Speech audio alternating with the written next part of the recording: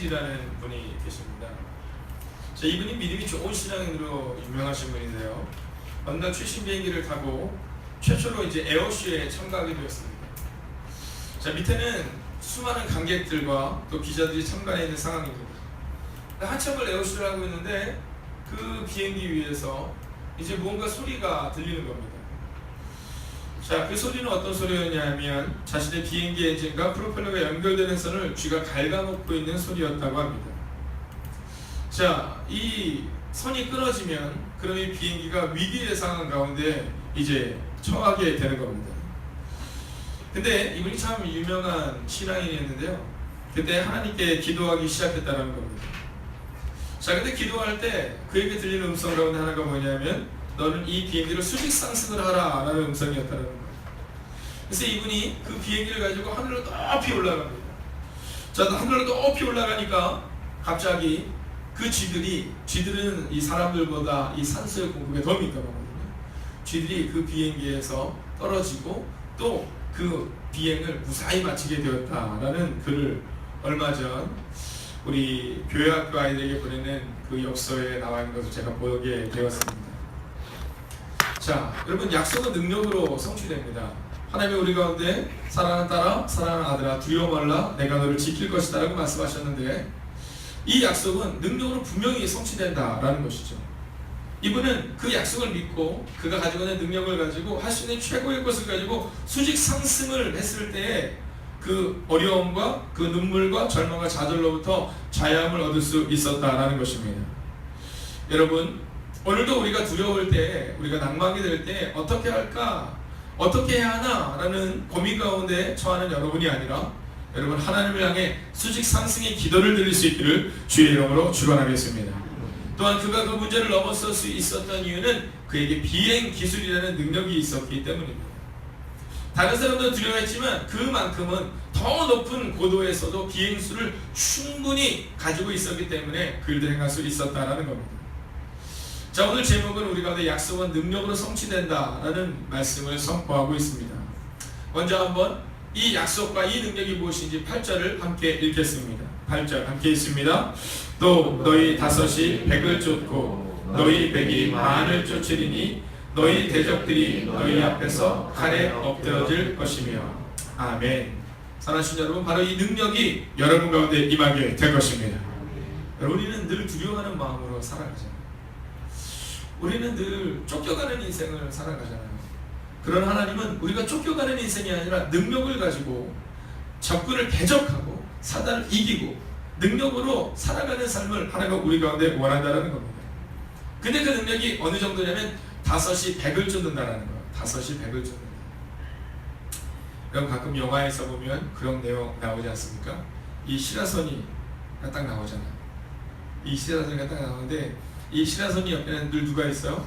네, 좋은 말로 하면 우리 교회 안에서 표현하면 동역자가 있고, 그리고 세상 말로 하면 하여간 어깨들이 옆에 있는 겁니다. 근데 이 5명이서 적군을 향해서 나가는데요, 꼭 몇 사람이서 막 수백 명을 막 넘어뜨리고 수십 명을 넘어뜨리는 장면이 나와요. 자, 오늘 하나님이 우리 가운데 약속하신 약속은 뭐냐면 다섯이 백을 쫓는다는 거예요. 또 그 5명이 모여서 100명이 되면 그 100이 만을 쫓을 수 있다라고 오늘 성경은 우리 가운데 말씀하고 있다라는 겁니다.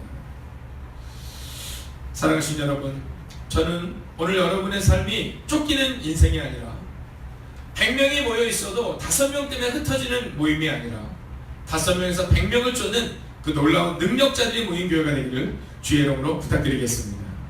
여러분, 그런 가정으로 우리가 만들 수 있어야 된다는 거예요. 자, 다섯이 백을 쫓는다라는 표현을 쓸 때 우리가 가장 이 성경에서 용맹한 용사를 우리가 누구를 이야기하냐면 다윗을 이야기합니다. 자, 이 다윗은요, 골리앗을 넘어뜨린 것뿐만이 아니라 늘 전쟁 가운데서 승리를 이루었던 사람인데 이 다윗은 정말로 다섯이 백을 쫓고 백이 만을 쫓는 그 탁월한 전쟁을 했던 사람입니다. 자, 그러면 이 다윗에게는 어떻게 그런 능력이 나타났던 것일까요? 여러분, 이 다윗에게는 다른 이들과는 다른 두 가지가 있었다는 겁니다. 첫째는 뭐냐면 약속을 신뢰하는 삶이 있었다는 겁니다. 약속을 신뢰했다는 거죠. 우리가 잊지 말아야 되는 것은 뭐냐면 약속을 신뢰하는 사람은 다릅니다. 가끔 가다가 사람들이 만나면, 오랜만에 만나면 이렇게 헤어질 때 그런 얘기를 종종 하지 않습니까? 밥 한번 먹자 이런 얘기야. 밥 한번 먹자. 우리는 너무 쉽게 밥 한번 먹자 이런 얘기를 해요. 근데 밥 한번 먹자 그리고 그냥 끝나는 경우가 참 많이 있습니다. 근데 제가 성공하는 CEO들에 대한 책을 보면요, 이 사람들은 밥 한번 먹자라는 말을 함부로 말하지 않는답니다. 이 사람들의 특징은 뭐냐면 뭔가를 한번 하자 그러면요, 그러면 그것을 꼭 한다는 거예요. 자, 교회도 마찬가지입니다.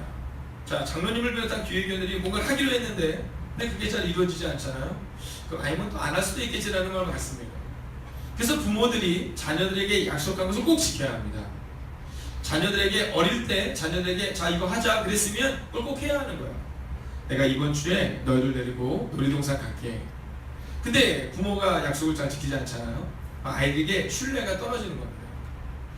오늘 이 다윗은요, 이 분명한 신뢰가 있었어요. 이 다윗에게는 하나님이 자기 아버지보다도 자기 어머니보다도 더 약속을 지킨다는 분명한 확신을 가지고 있었어요. 여러분, 아이들을 이렇게 대할 때 어떤 아이들이 여러분들은 더 예쁘십니까? 자, 교회에서도 아이들 보면요, 이렇게 잘 믿는 아이들이 있어요. 목사가 무슨 얘기를 하면요, 아이들이 진짜요? 이렇게 물어봐야겠습니다. 진짜요? 그럼 제가 농담으로 얘기합니다. 야, 그럼 목사님이 거짓말하겠니? 진짜지, 이런 얘기예요. 근데 어떤 아이들은 그 이야기를 하면요, 그 이야기를 딱 이렇게 신뢰하는 아이들이 있어요. 그럼 잊지 않습니다. 네. 특별히 그 아이들의 한 약속은 잊지 않아요. 어떤 아이에게 뭐가 주겠다고 약속을 했잖아요. 주겠다고 약속을 했는데 그 다음 주에 와서 목사님 이러면요, 잊지 않아요. 제 방에 들어와서 매주마다 꼭 뭔가를 받아가는 아이들이 있습니다. 근데 이 아이들은 매주마다 와요. 그러니까 제가 매주 아침이 되면 잊지 않습니다. 아, 오늘도 오겠지 하는 마음을 갖는 거예요. 여러분, 그런 겁니다. 그래서 제가 종종 우리 부모님들께 아이들이 제 방에 오는 것을 자꾸 막지 말라고 하는 이유가 여기 있는 겁니다. 어렸을 때부터 내가 저분한테 가면 저분은 늘 줘. 여러분, 이 다윗은 어렸을 때부터 어떤 삶이 있었냐면 하나님을 신뢰하는 삶이 있었다는 거죠. 사랑하신 여러분, 하나님을 신뢰해 보십시오. 그리고 하나님을 신뢰할 때 나타나는 하나님의 역사를 경험해 보십시오. 우리가 먼저 그 신뢰를 경험하지 못하면 그러면요, 우리가 우리 자녀들에게 너희도 하나님께로 나아가라 라고 말할 수 없다는 거예요. 두 번째는 이 다윗에게는 신뢰하는 힘과 함께 능력을 표현하는 힘이 있었다라는 겁니다. 다윗의 고백을 보면 다윗에게는 여러 가지 고백이 나오는데 특별히 그의 고백 가운데 우리의 마음을 울리는 고백은 뭐냐면 내가 사자와 곰에게서 양들을 지켜냈다는 겁니다. 내가 어린 양을 지켜냈다는 겁니다. 내가 늑대에게서 그 험악한 짐승들에게서 이 양을 지켜냈다는 거예요.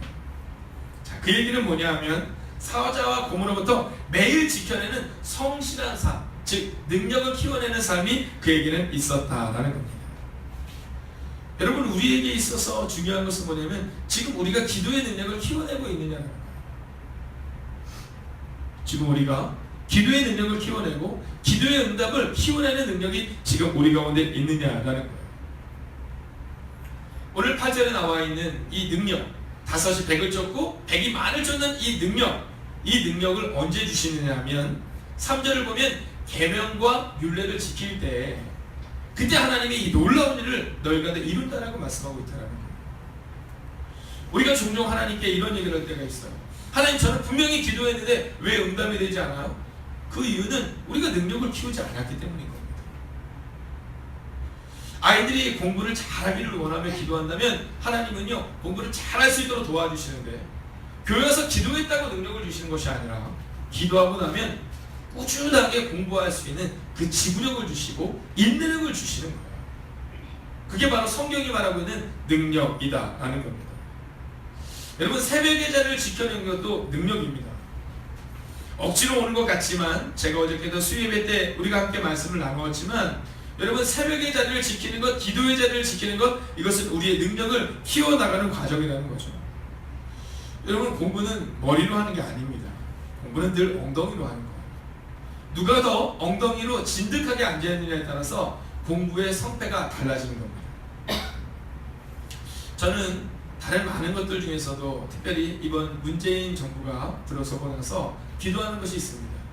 그것은 뭐냐 하면 엉덩이로 공부하기만 하면 그러면 누구나 동등한 기회를 갖는 그러한 이 나라를 꿈꾸고 있습니다. 저희가 어렸을 때는 가장 성공할 수 있는 길 중에 하나가 뭐냐면 공부였어요. 공부.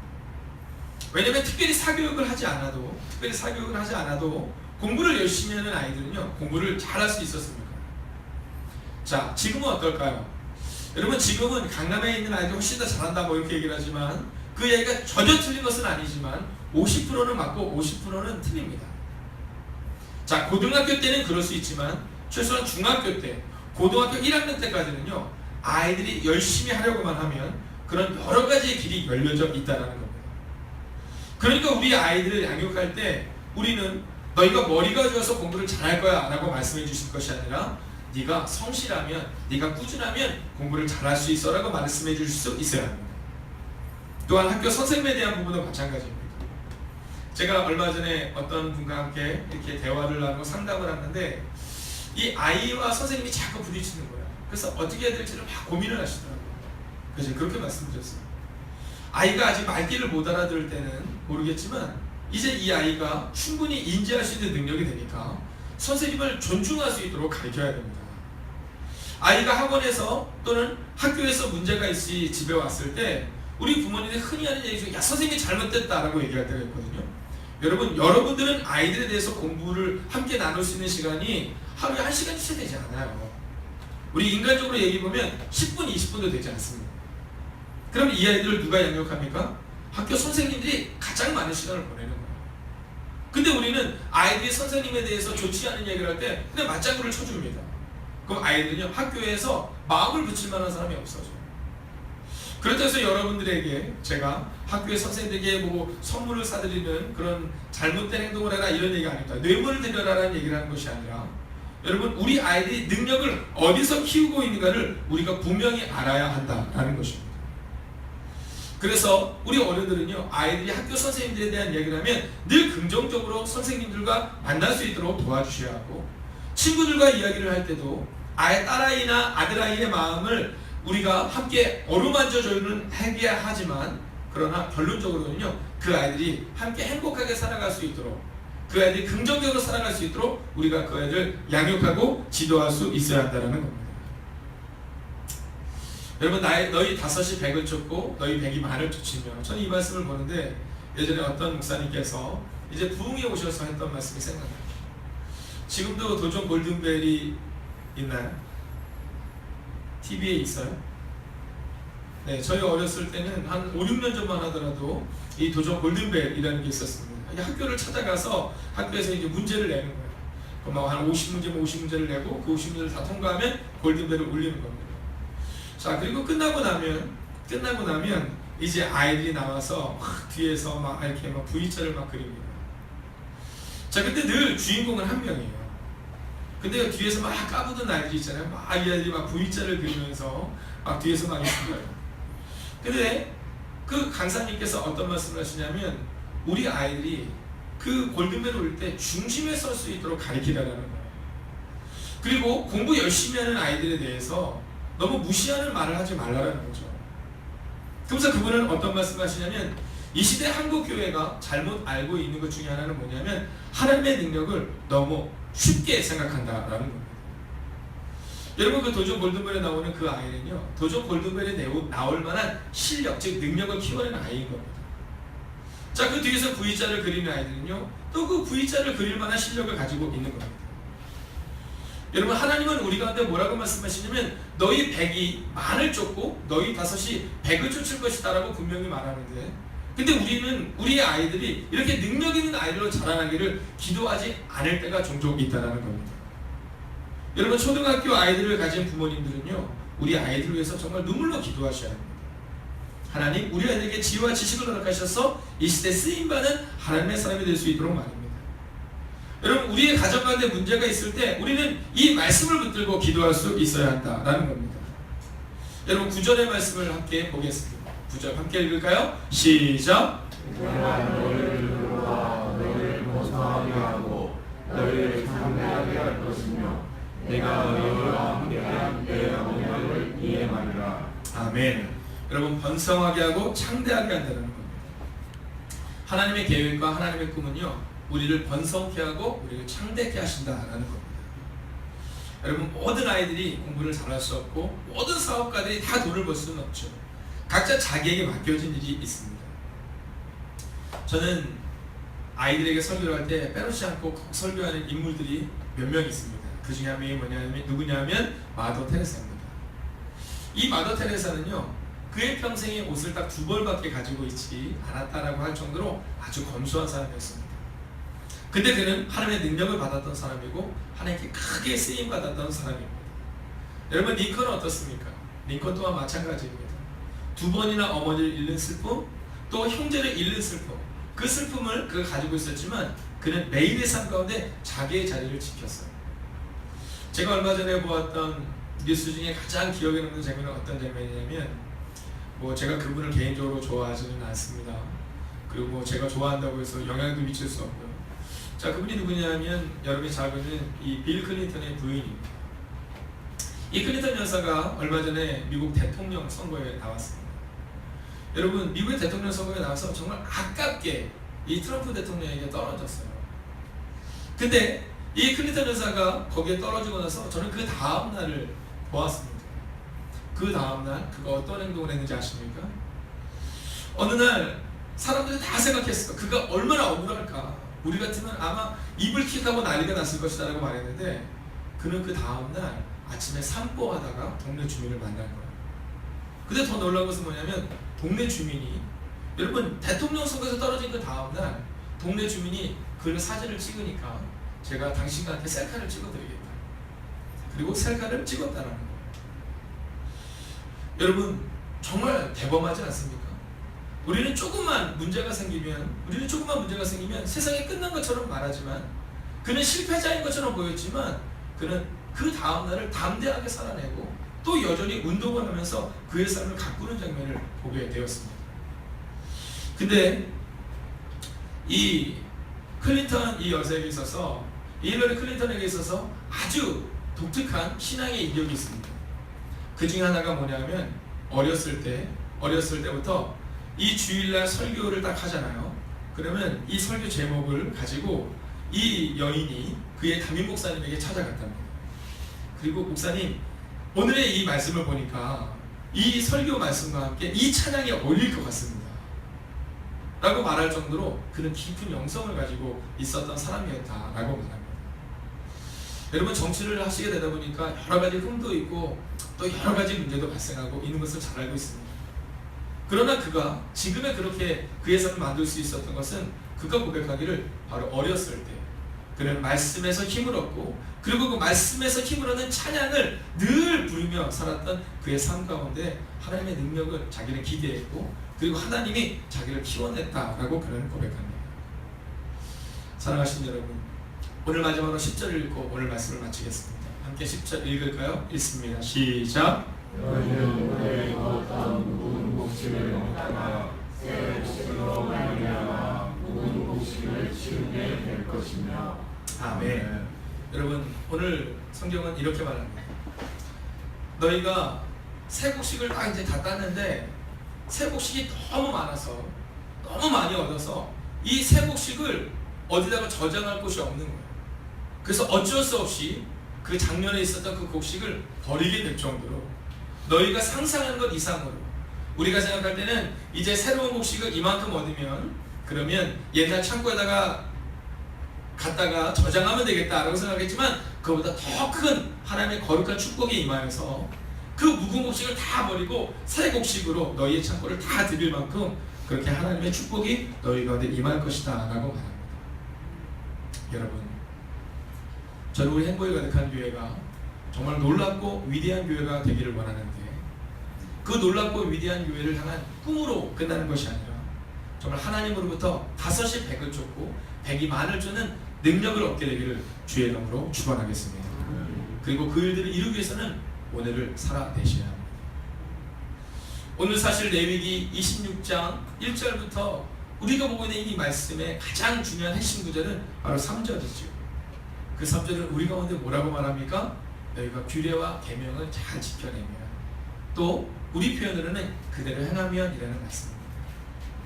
여러분, 화요일과 수요일과 목요일을 통해 우리는 하나님의 거룩한 축복을 보고 있습니다. 근데 이 거룩한 축복의 근원이 어디에 있느냐 하면 3절, 우리가 여호와의 명령과 규례를 그대로 지켜 행하면 이라는 말씀이 있다는 사실을 오늘도 기억하시고, 그리고 오늘 그렇게 살아내셔서 여러분 꿈만 꾸다 끝나는 인생이 아니라 정말로 5시 100을 쫓는 능력을 얻게 되고, 그리고 새 곡식을 하나 옛 곡식을 다 버리게 될 만한 그 하나님의 놀라운 축복을 받는 여러분과 제가 되기를 주의 이름으로 축원하겠습니다. 기도하겠습니다.